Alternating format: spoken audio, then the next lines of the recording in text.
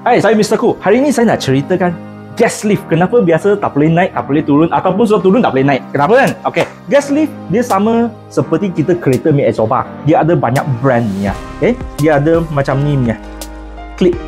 Dia clip on dengan dia welding punya. Dekat bawah welding mati punya. Apa perbezaan dua ini? Yang ini dia datang, dia punya penutup dekat bawah, lepas tu dia clip on. So dalam apa benda ada dekat dalam, ada gas, ada minyak dekat dalam, ada air dekat dalam. So dia boleh bentuk tekanan naik turun. Kalau benda ni, ring ni dekat bawah ini, kalau dia pecah ataupun tertanggal, minyak dia akan mengeluar, dia akan menitik.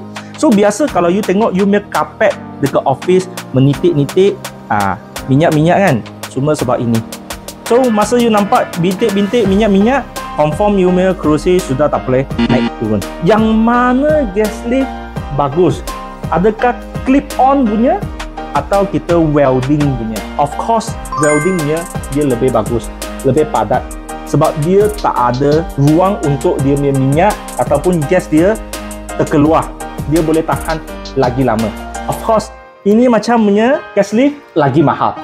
So kenapa kerusi ada yang mahal, ada yang murah, based on dia punya brand dengan quality dia. Okay? Sudah dapat SIF, your Office Furniture Specialist.